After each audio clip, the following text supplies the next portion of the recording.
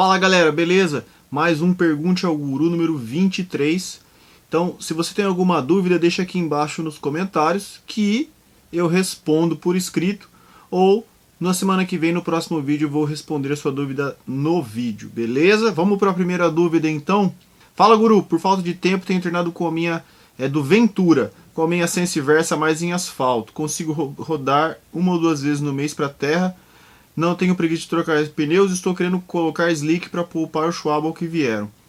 Como vou trocar os pneus com certa frequência, creio que tubeless se torna inviável. Aí estive pesquisando os Roubaix Pro da Specialized e o Grande Sport Continental tem alguma indicação diferente. Ventura, na verdade, é o que acontece. Você pode trocar os pneus tranquilamente, né? E os pneus que eu uso para fazer isso, eu já falei aqui, já coloquei num vídeo do Pergunte ao Guru, são os Gravel King Slick. Mas desses pneus aí, esses Roubaix Pro, eu já vi, inclusive já tentei pôr numa bike minha, numa road bike, mas não coube. Eles são bem grandes e eu acho que eles seriam bem legais para colocar na sua bike para você andar no asfalto, porque às vezes você colocar um pneu muito fino na sua bike gravel fica meio estranho. Então um pneu 32 desse aí seria indicado, e esse pneu é muito reforçado. E eu colocaria tubeless, mas como você vai trocar os pneus toda hora, vai ficar meio complicado. Aí uma pergunta do Leandro Fonseca, que tem mais ou menos a mesma ideia, assim, ó. Guru, beleza, tenho uma gravel com pneu slick 35, comprei um par com cravos de 38. Uso cada par dependendo do terreno no mesmo par de rodas. Tem algum problema fazer isso? Atualmente tenho andado mais em asfalto e com cravos estão guardados. Leandro, não tem problema nenhum. Você pode trocar, tirar o pneu slick, pôr o pneu com cravo e rodar com a sua gravel no asfalto só com slick. Quero ir para a terra, você vai lá, né? E o mais legal que a gente pode fazer isso, se você tiver dois pares de rodas e tiver um pouquinho de paciência para regular o freio, porque geralmente não vai casar, você pode trocar as rodas. Durante a semana você roda com a bike no asfalto ou na terra e no final de semana você troca. Eu tô querendo fazer isso com a minha Cervelo e vou fazer um vídeo aqui para vocês em breve sobre esse assunto aí. Você trocar as rodas da sua bike e usar ela nas duas situações, na terra e no asfalto, como speed e como gravel.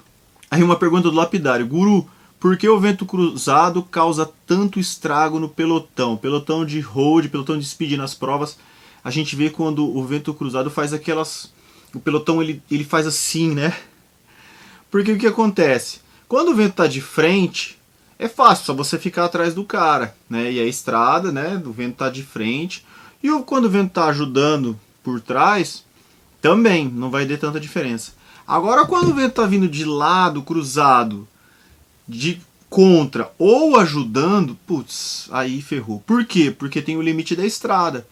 Então, vai chegar uma hora que não tem como você ficar na diagonal atrás do ciclista. Então o ciclista está aqui, o vento está vindo de cá, você tem que ficar aqui. E aqui, e aqui. Até chega uma hora que acontece o quê? Acaba a estrada. E aí você não tem vácuo. Então esse que é o grande problema. Quando o vento é a favor, também. E quando o vento é a favor, o negócio é pior, porque o vento está ajudando. E aí você não consegue pegar o vácuo, porque vai fazendo assim, ó. Vamos pensar aqui.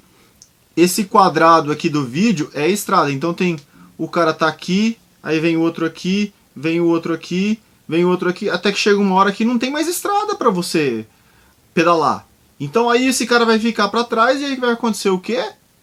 Ele vai estar exposto ao vento, e é aí que quebra, e é aí que você faz aqueles vários pelotões nas provas, e aí você vai quebrar tudo o pelotão. Então esse que é o problema do vento cruzado, não tem mais estrada para pegar vácuo.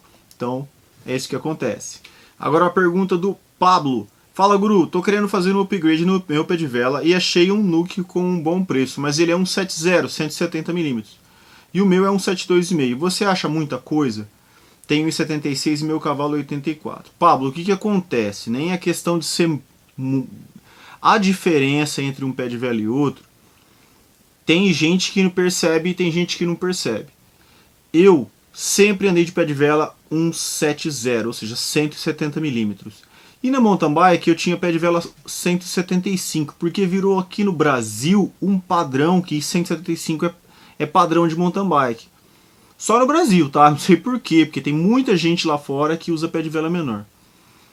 Então, uma vez eu fui montar uma bicicleta, uma mountain bike, e coloquei um pé de vela 170 que tinha disponível para venda. E me senti muito melhor também na mountain bike com pé de vela 170. Tava na mesma situação que você, eu fui comprar um grupo para pôr numa bicicleta e o grupo vinha com pé de vela 172,5 e eu usava 170.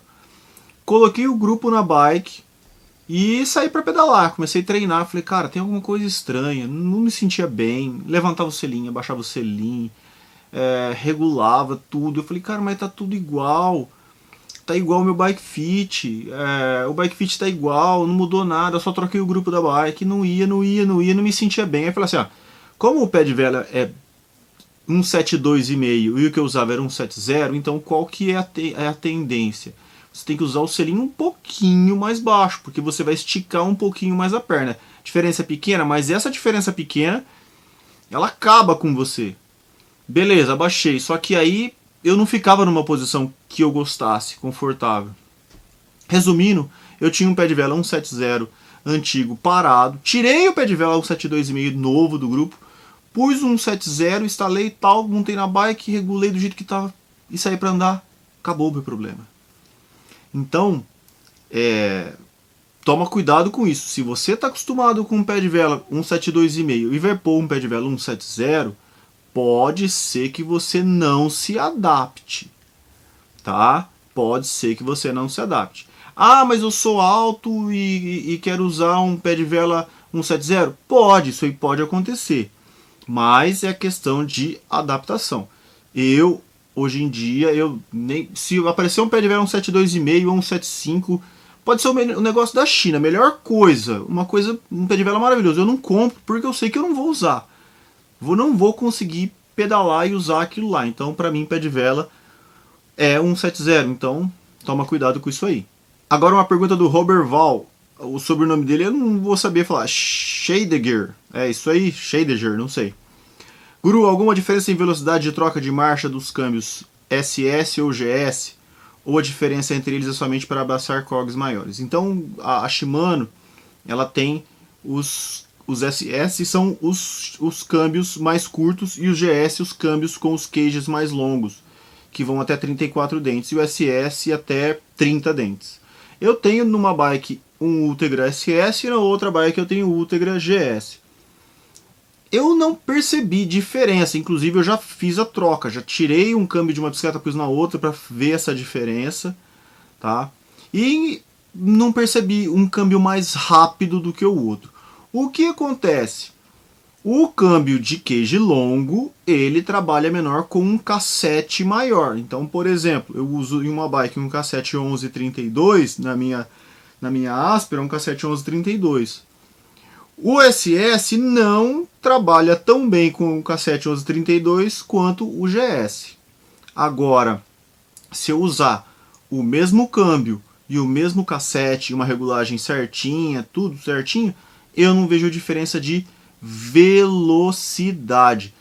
Teoricamente, o câmbio com um cage menor teria que ser até um pouco mais rápido, mas eu não consegui perceber essa diferença. Beleza? Agora, para dar uma variada aí nas perguntas, uma pergunta do meu xará Fernando Thiago. Guru, parou com o triatlon por quê? Cara, o triatlon foi uma época muito legal da minha vida, conheci muita gente, conheci o pessoal da TR3, que foi muito legal, o Ronaldo lá e todos os amigos de todas do triatlon. Gostei muito de fazer triatlon, mas eu comecei muito tarde no triatlon. Eu pedalava já desde moleque, desde os 12 anos, competia, corria, comecei a correr tarde. E aí o problema para mim foi a natação. Eu não nadei quando era criança. Quando eu era criança eu não entrei naquelas escolinhas de natação. Então, você imagina você começar a nadar com 37 anos.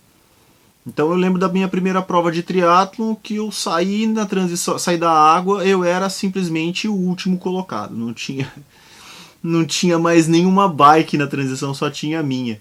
E aí eu montei na bicicleta, cara, e pedalei como se não houvesse amanhã. Passei, perdi a conta de quantas pessoas eu passei. E depois eu fui correr, então sempre nas provas eu tinha esse problema. Então eu pedalava muito bem, só que eu tinha que me segurar no pedal para conseguir correr mais ou menos, né? E eu nadava muito mal, mas muito, muito, muito, muito mal.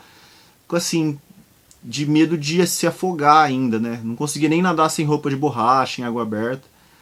E eu tentei aí, durante 5, 6 anos eu tentei fazer triatlon e aí eu abandonei por causa disso. Então foi por isso aí que eu abandonei o triatlon, mas eu acho um esporte muito legal que assim, é muito sofrido, o treinamento é muito sofrido. Eu fiz um meio, Ironman não, né? A bandeira não era Ironman. Fiz um challenge 70.3, eu acho uma prova muito dura, muito sofrida de fazer. E é uma coisa muito legal, mas pra mim não deu. Não consigo nadar e não adianta insistir. Então vou pedalar e fazer o que eu gosto mesmo. Aí a última pergunta do Evaristo Costa. Fala, Guru, minha pergunta é qual o melhor jeito de se preparar para uma prova que você não conhece o percurso? Comecei a andar de bike há apenas 2 meses e estou querendo correr o 3 horas Dama de São Carlos. Infelizmente foi adiado. Eu vou correr essa prova, né? Tava tudo certo para eu participar. Como desafio pessoal mesmo. Qual dica que você pode me dar de treinamento? Evaristo, eu não sou técnico, eu não sou formado em educação física. O que eu posso te falar é o seguinte: se você tiver a possibilidade de ver a altimetria da prova e tentar no treino simular isso, pelo menos algumas vezes para você ver, porque é o seguinte, quando você vai para uma prova, o Dama em São Carlos, eu já fui lá, fiz 2 provas de triatlon lá e o circuito tem muitas subidas. Então não adianta você ir para uma prova que tem muitas subidas e você não treinar subidas, você tem que treinar. E existem subidas, tá? Lá você tem uma subida do Chibarro, que se eu não me engano é um pouco mais de 1 quilômetro, mas ela é bem dura. Então o que você tem que fazer? Você tem que estudar um pouquinho o percurso e tentar onde você mora fazer treinos específicos para a prova que você vai participar. Então, eu vou pegar o meu exemplo aqui. Eu estou treinando para uma prova que é o Caminhos de Rosa, que eu já falei aqui. São 300 quilômetros de gravel na terra. Então, o que eu preciso fazer? Eu preciso fazer treinos longos na terra para melhorar meu endurance. E não dá para eu ir lá, mas eu tenho que simular as condições. Eu sei que a altimetria lá não vai ser muito dura, então não adianta eu pegar e fazer um treino com subidas muito duras. Não, tem que fazer treinos longos e em ritmo constante. É o caso seu. Se você vai treinar para o Dama de São Carlos, para o 3 horas de São Carlos, você vai ter que fazer o quê? Você vai ter que pegar... O ideal seria ir lá e andar no circuito, se você tiver condição, se você mora perto. Agora, se você não mora perto, pega, fala com o seu treinador, pede para ele te orientar para você fazer subida. Se você não tem o treinador, dá uma olhadinha na altimetria, com certeza no site do 3 horas vai ter altimetria e tenta fazer isso na sua região onde você mora, um treino ou treinar especificamente para isso. E é claro, o tempo, 3 horas, não adianta você treinar só 1h30, 1h30 e nunca fazer um 3 horas, que você vai chegar lá, você vai quebrar. Então você tem que fazer pelo menos uma vez por semana o tempo do que vai ser a sua prova. Nesse caso, tá? Não estou falando em outros tipos de provas. Nesse caso, então você teria que fazer isso. Beleza, galera? Bom, então isso aí foi mais um Pergunte ao Guru número 23. Deixa aqui nos comentários suas dúvidas, que na semana que vem eu respondo. Não está inscrito no canal, inscreva-se, toque no sininho para receber notificações de novos vídeos, dê o seu like aí, pessoal, para me ajudar, me siga lá no Instagram, beleza? Até mais, abraço!